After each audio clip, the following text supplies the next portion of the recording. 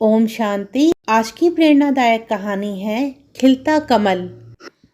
आज मेरा बीएससी के पहले साल के इम्तिहान का नतीजा आया था। सभी छात्र पिछले 2 महीने से इस पल का इंतज़ार कर रहे थे। जैसा सबको यकीन था कि सुषमा क्लास में अव्वल रहेगी, नतीजा वैसा ही था। सुषमा का नाम पहले नंबर पर था, लेकिन दूसरे नंबर का नाम उतना ही ज़्यादा चौंकाने वाला था और उम्मीद के उलट था। यह नाम था जय का। जय ने अपने 3 साथियों के साथ, जो पिछले 2 सालों से पहले साल में ही फेल हो रहे थे, अपनी इमेज इस तरह की बना ली थी कि कॉलेज की कोई भी लड़की हो, चाहे वह सीनियर हो या क्लासमेट, उनका नाम सुनकर ही घबरा जाती थी। कॉलेज में आने के बावजूद जय और उसके वे साथी कभी भी क्लास अटेंड नहीं करते थे। हाँ, इतना ज़रूर था कि प्रैक्टिकल की क्लास वे कभी मिस नहीं करते थे।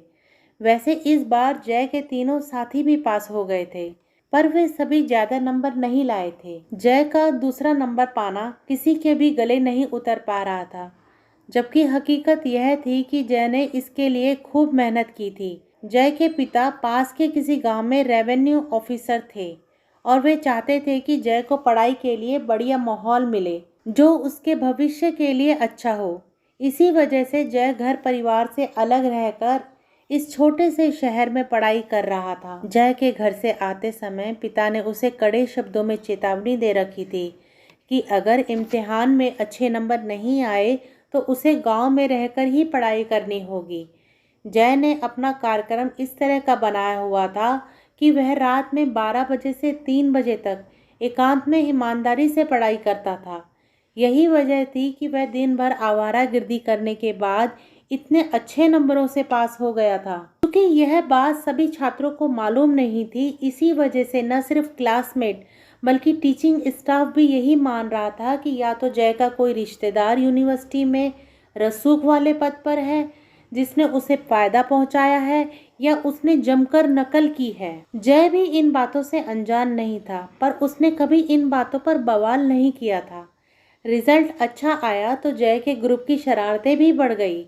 अब तो किसी भी लड़की पर फप्ती कसना, घर तक पीछा करना, साइकिल की हवा निकाल देना, गाड़ियों के सीट कवर फाड़ देना जैसे वो काम उसके खास शगल बन गए थे। किसी साधारण छात्र का मामला होता तो प्रिंसिपल तुरंत अपना फैसला सुना देते, पर यहाँ जय जैसे एक पोजीशन होल्डर का भी नाम जुड़ा हुआ था, इसलिए वे मामले की तह तक जाना चाहते थे। प्रिंसिपल साहब ने जय समेत चारों छात्रों को मिलने का फरमान जारी कर दिया।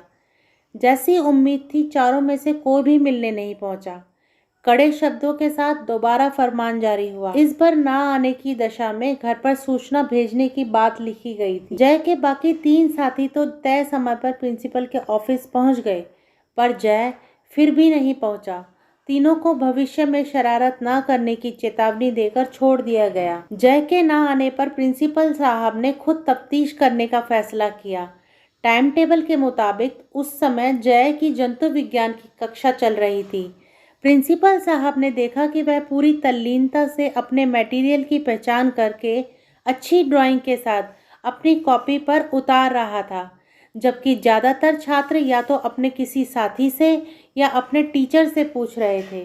प्रिंसिपल साहब ने उसे डिस्टर्ब करना मुनासिब नहीं समझा। वे वहीं लेबोरेटरी में बैठकर कक्षा खत्म होने का इंतज़ार करने लगे। जब सभी छात्र बाहर जाने लगे तो प्रिंसिपल साहब ने जय को वहीं रोक लिया। बाहर निकले सभी लोगों में एक ही चर्चा थी कि अब जय को कॉलेज से बाहर कर दिया जाएगा।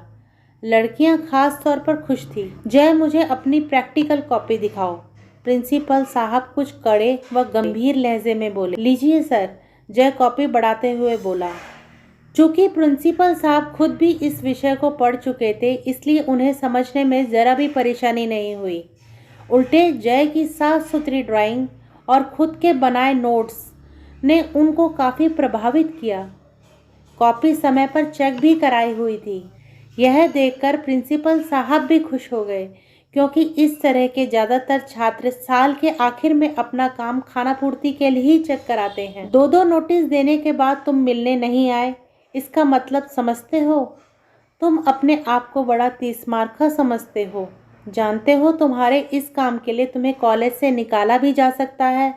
प्रिंसिपल साहब सपाट लहजे में बोले, जी मैं जानता हूँ कि आपके ऑर्डर को नहीं माना, लेकिन उसके पीछे वजह सिर्फ इतनी थी कि मैं आपको अपनी असलियत का परिचय देना चाहता था। जय नरम लहजे में बोला, असलियत? कैसी असलियत?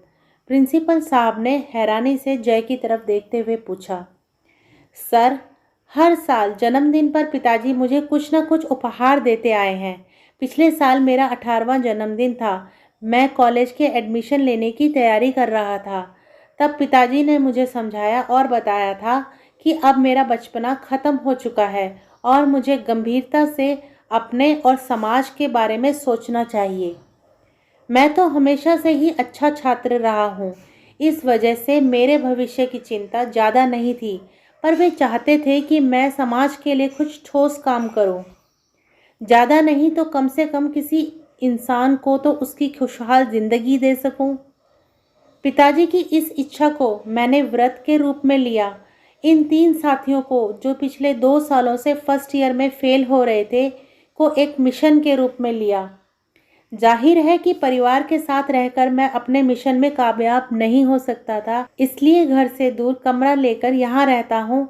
एक दिन में मैं इनकी आदतें नहीं बदल सकता था, इसलिए इन्हीं के रंग में रंगकर इन्हें सुधारने की कोशिश शुरू कर दी। मैंने कुछ कहावतों को अपने मिशन का आधार बनाया, जैसे अगर नाले की सफाई करनी हो तो गंदगी में उतरना ही पड़ता है, या लोहे को लोहा काटता है।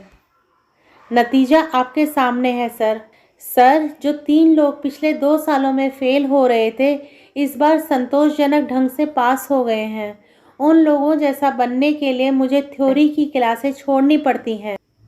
उन 3 लोगों को यह बात मालूम नहीं है कि मैं इस तरह के किसी मिशन पर हूँ।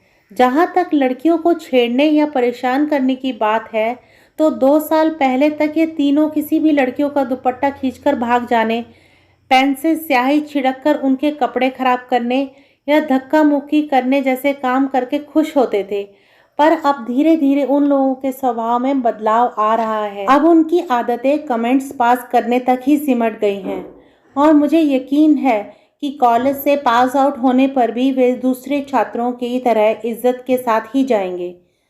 तीनों की अच्छी तरह नौकरी लग जाने तक मेरा काम पूरा नहीं होगा, इसलिए इन तीनों का साथ मैं कतई नहीं छोड़ सकता।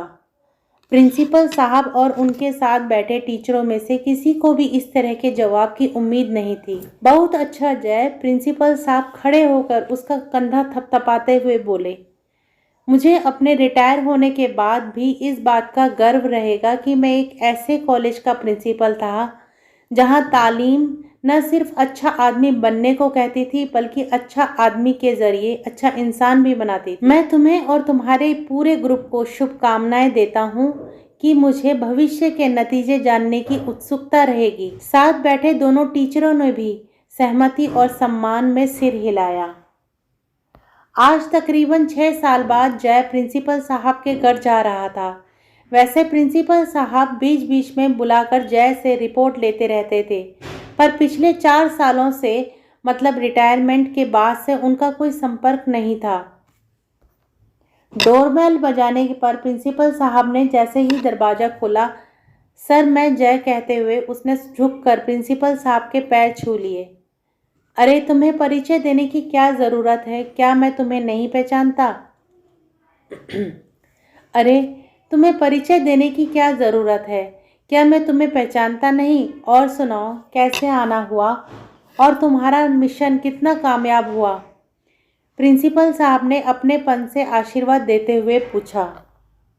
सर आपके आशीर्वाद से मैं अपने मिशन में पूरी तरह से कामयाब रहा हूँ।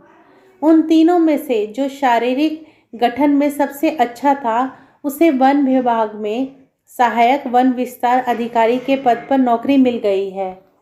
दूसरा शिक्षा विभाग में मिडिल स्कूल में टीचर बन गया है और तीसरे ने प्रधानमंत्री रोजगार योजना में कर्ज लेकर एक छोटी सी फैक्ट्री खोल ली है। अब कुछ लोगों को रोजगार भी दे रहा है। मैंने खुद MSc अव्वल नंबर से पास की है। राज्य लोक सेवा आयोग द्वारा आयोजित परीक्षा व साक्षात्कार पास करने के बाद आज मेरा चयन डिप्टी कलेक्टर के रूप में हो गया है। इसलिए मैं आपका आशीर्वाद लेने आया हूँ। जिंदगी भर लेक्चर देने वाले प्रिंसिपल साहब के पास आज शब्दों का अकाल पड़ गया था। वे सिर्फ गर्व के साथ जय के सिर पर हाथ फेर रहे थे। ओम शांति। सदैव प्रसन्न रहिए, जो प्राप्त है पर्याप्त है। आपको यह वीडियो अच्छी लगी हो तो इसको लाइक अवश्य करें और हमारे चैनल को भी अवश्य सब्सक्राइब करें।